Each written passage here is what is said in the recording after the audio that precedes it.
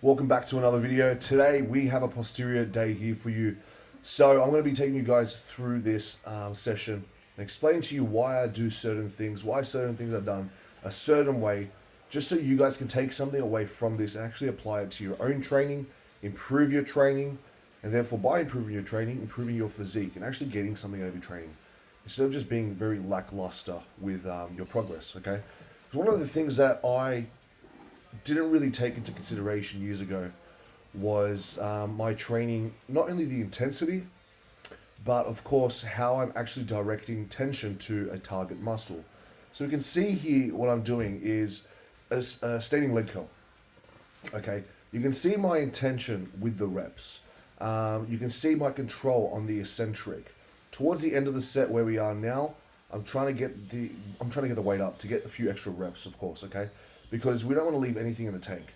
And you could probably argue maybe I had another one there or something like that, but realistically, when I'm feeling what I was feeling there, I didn't have the I didn't want to throw up the weight for the fucking sake of it and sacrifice my form like an absolute fucking retard, right? So you need to find a little bit of a balance between sacrificing slight form towards the end of a set to get a few extra reps, and where that kind of lies, whether it's worthwhile doing so or whether it's not. You'll see later on in this video as well, I go through a barbell row. And I will throw around the weight a little bit more towards the end of the set once again. But I'll be a little bit careful in how I do so, because the last thing I want to fucking do is end up with an injury. Okay? And if I'm ending up with an injury, stuffing up my lower back, because I already have a slip disc in my L4 and L5, that's going to set me out for a long time. So we need to be understanding and responsible in how we go about these forced reps, but also understanding that they are necessary to produce more growth. Okay, so we need to find that kind of balance in between where that is for you specifically. So right now we're jumping onto the lat pull down machine. So I really like the angle of this. It's a slight arc.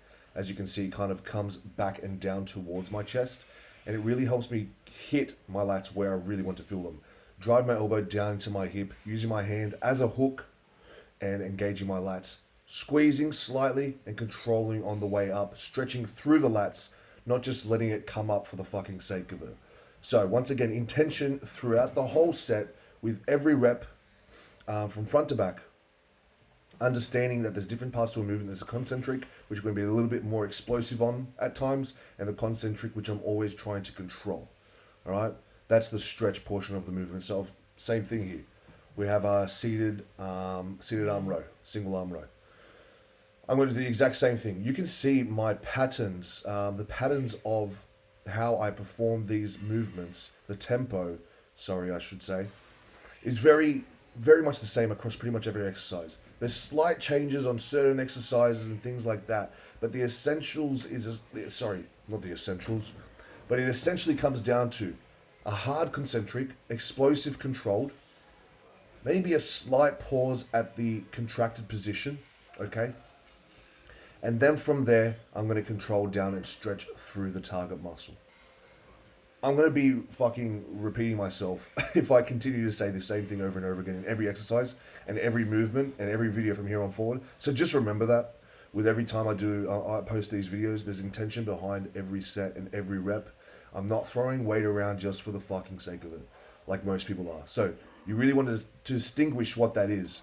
I've seen more people train with, more stricter form. And that's fine. If they prefer that, that's completely fine. I've seen a bit looser form than this. But there's, once again, it's a bit of a spectrum. It's somewhere on that spectrum. You will lie somewhere on that spectrum. You have to find what is going to work for you. But also, just as importantly, what do you actually enjoy? And sometimes I'll have more, I'll have some sets where I'll kind of throw weight around just for fun. As we'll get into my barbell set that you'll see later on, where I'll do like a little bit of momentum. Sorry, a little bit of momentum. I tend to mumble my words sometimes. I do like a bit of momentum because it's a barbell row. It's not going to be strict.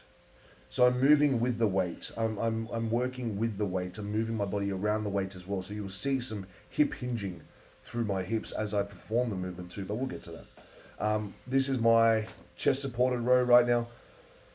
I used to do 80, 90 kilograms on this bad boy. I've stripped it down to about 60, 62 and a half. I'm going to work back up with this new and improved form.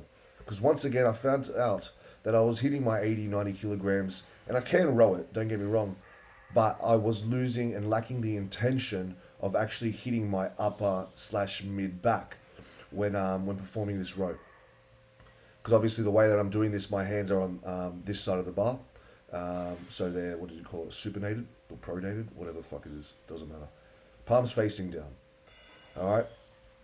And I was finding that I wasn't really hitting and attacking my mid upper back very well. So I stripped back weight, I practiced my form, and now I'm going to improve with this new found weight with better form and technique. Once again, it all comes back to intention.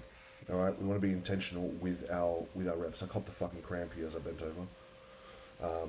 I definitely need a massage. I'm at that point of my weight journey. Fucking, I hit 120 kilograms. We're starting up prep now. So already dropped about 2 kilograms in about 2 days. Just water weight, obviously.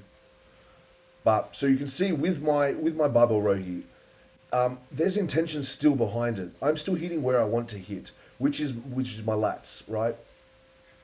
But what you need to understand is when I'm doing a barbell row, it's not necessarily just for my lats or my back, like the things that people think about with their back. It's not. I'm not trying to hit my lats, and make it optimal. Because if I wanted optimal, I would be doing a single arm row or a single arm pull down for lats or something like that. But it's a hip hinge movement essentially because we're sitting in a hinge. So I'm really working my erectors here. All right. I am hitting my lats and my rhomboids and my traps and all that stuff as well, yes. But the focus of my barbell rows is to be hitting my erectors. It's an erector-based movement. That's how I want you guys to be thinking about your barbell rows. All right? If we want a thick back, we want to be hitting our erectors. That is where most people lack. And I used to think that you'd be able to have a thick back if you don't do deadlifts or RDLs or rack pulls or barbell rows. But of course, I did my last showing at competition, and I was lacking in the posterior department, in my posterior chain. There was no thickness there. So over the last 2 years, I started training with more intention,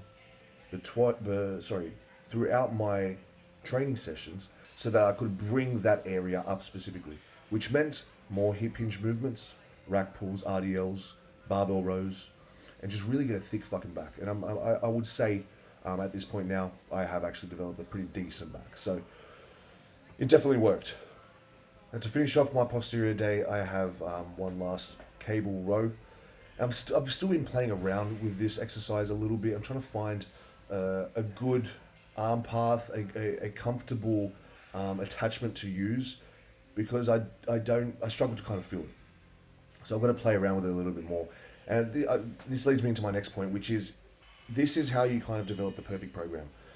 You need to try things. You need to see what works.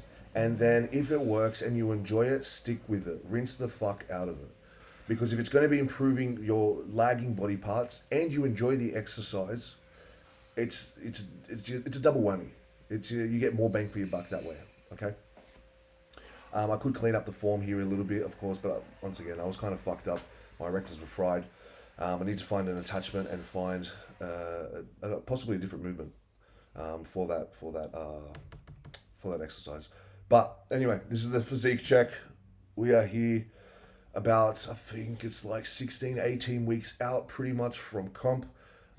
This is before I pulled down food, so it's been a few days since I filmed this video. I've now dropped from 5,000 calories down to 2,500. I'm going to have some refeed days over the weekend. Just sussing out the physique, how things look. I'm going to play around with this camera as well. Figure out how to actually use the camera settings, because I've had this camera for years and I've never actually used it properly or used it to its full potential. Bought some batteries for it too, because the battery life on here is fucking shocking. About 40 minutes. So I've got about 3 batteries now that I can rotate around with, and therefore I can get a bit more better quality content for you guys as well. And for the rest of my life, so my fucking kids and stuff can see all this shit as I grow older. It'll be pretty sick. I was sitting here roughly when I filmed this was 120 kgs, nice and full, still relatively lean. So we're at a very good point to start our prep right now. It should be pretty easy getting down to the body fat that we need to get to. I don't think I'll be doing insane amounts of cardio or steps like I had to do last time around. Because last time around we had to strip like 20 kilograms off essentially.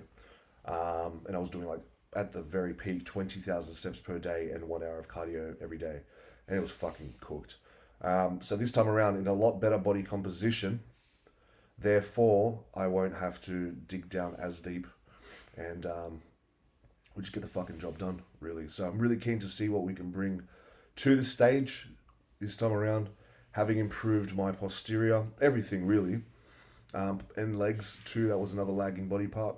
But you can see the thickness in my back, and you can go back through my Instagram and find some old photos or the last stage shots that I had, and you can go compare with yourselves. Let me know if you think I made the progress that was necessary in order to try and win a gold medal in my division. But I have jumped up a division now. I'll be doing super heavyweights, which is over 102 kilograms, where before I was just heavyweights, which is under 102 and above 90.